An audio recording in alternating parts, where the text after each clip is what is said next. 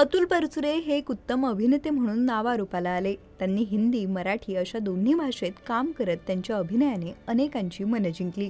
परंतु अतुल यांना अभिनेता नाही तर क्रिकेटर व्हायचं होतं। दादरमध्ये ते लहानाचे मोठे झाले आणि लहानपणापासून त्यांना क्रिकेटची आवड असल्याने ते मित्रांसह क्रिकेट खेळायचे। परंतु काही काळानंतर त्यांच्या लक्षात आलं की क्रिकेटसाठी लागणारी मेहनत ते घेऊ शकत नाही आणि म्हणून त्यांचं क्रिकेटर होण्याचं स्वप्न अपूर्णच राहिलं। परंतु शाळेत असतानाच त्यांना अभ्यासाची फारशी आवड नसल्याने अभ्यासात तरी काही करायचं नाही असं त्यांनी आधीच ठरवलं होतं। मात्र अभ्यासात जरी फारसा रस नसला तरी शाळेत असताना ते अनेकदा शालेय नाट्य स्पर्धेत भाग घ्यायचे। तर चौथीत असताना त्यांनी पहिल्यांदा टेलिव्हिजनवर काम केलं होतं। यानंतर त्यांनी व्ही शांताराम यांच्या बाल चित्रपटात काम केलं।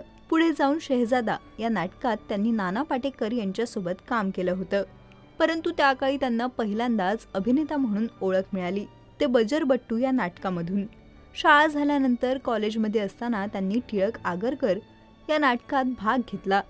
परंतु ते सायन्सचे विद्यार्थी असल्याने कॉलेजमध्ये असताना अनेकदा त्यांचं नाव ब्लॅकलिस्टमध्ये यायचं। त्यामुळे 12वी नंतर त्यांनी कॉमर्समधून शिक्षण पूर्ण केलं। पुढे जाऊन त्यांनी 5 ते 6 वर्ष बँकेत नोकरी केली आणि बँकेत नोकरी करत असताना त्यांना पु ल देशपांडे यांच्यावर आधारित व्यक्ती आणि वल्ली या नाटकातील पु ल देशपांडे यांच्या भूमिकेसाठी निर्माते सुधीर भट यांनी विचारलं आणि या नाटकात अतुल परचुरे यांनी पु ल देशपांडे यांची भूमिका साकारली। एवढंच काय तर स्वतः पुलंनी त्यांच्या नाटकाचा एक प्रयोग देखील पाहिला होता आणि त्यांचं कौतुकही केलं होतं। रंगभूमीसह त्यांनी मोठा पडदा देखील गाजवला। त्यांचा पहिला हिंदी सिनेमा होता शाहरुख खानची पहिली निर्मिती असलेला फिर भी दिल है हिंदुस्तानी। यामध्ये त्यांनी शाहरुख खानसह काम केलं होतं। तर यापूर्वी त्यांनी काही हिंदी जाहिराती देखील केल्या आहेत आणि त्याचवेळी त्यांनी राजा का बाजा या हिंदी मालिकेत मुख्य भूमिका साकारली होती। या मालिकेचे एकूण 26 एपिसोड झाले आहेत। तर यामधील त्यांनी केलेलं काम हे त्यांच्या आवडत्या भूमिकांपैकी असल्याचं त्यांनी सांगितलं होतं। परंतु दुर्दैवाने ही मालिका मोठ्या प्रमाणात प्रेक्षकांनी पाहिली नसल्याचंही त्यांनी म्हटलं होतं आणि याची त्यांना खंत असल्याचंही त्यांनी सुलेखा तळवलकर यांच्या दिल के करीब या मुलाखतीत सांगितलं आहे। या चित्रपटानंतर त्यांनी जवळपास 40 ते 45 हिंदी सिनेमे केले आहेत। मोठ्या पडद्यासह त्यांनी छोटा पडदा देखील गाजवला। त्यांनी हिंदीत सब टीव्हीवर आर के लक्ष्मण की उलटी दुनिया या मालिकेत मुख्य भूमिका साकारली होती आणि यानंतर ते याच वाहिनीवरील यम है हम या मालिकेतही पाहायला मिळाले।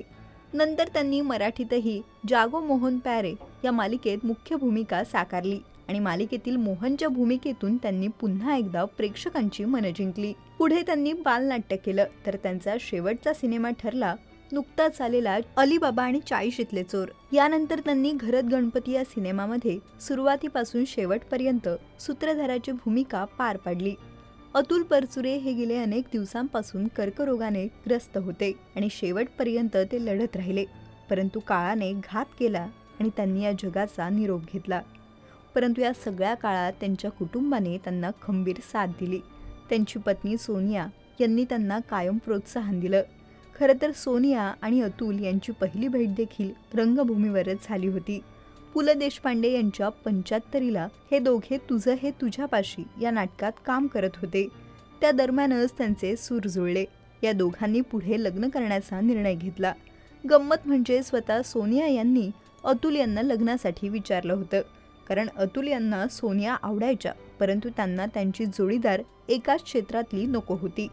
पण त्यांना सोनिया यांच्या करिअरच्या आड यायचं नव्हतं। मात्र काही काळाने स्वतः सोनिया यांनीच त्यांना लग्नासाठी विचारलं आणि मला नृत्याचीही तितकीच आवड असल्याने मी तिकडे माझं करिअर करेन असं म्हणाल्या। पुढे या दोघांनी एकमेकांच्या सहमतीने लग्न केलं आणि आता त्यांना एक मुलगी असून तिचं नाव सखील आहे। सखीलला देखील अभिनय व नृत्याची आवड आहे, परंतु तिने या क्षेत्राची निवड न करता फॅशन इंडस्ट्रीमध्ये करिअर करण्याचा निर्णय घेतला। अभिनेते अतुल परचुरे यांच्या कामाला सलाम आणि इट्स मज्जाकडून त्यांना भावपूर्ण श्रद्धांजली।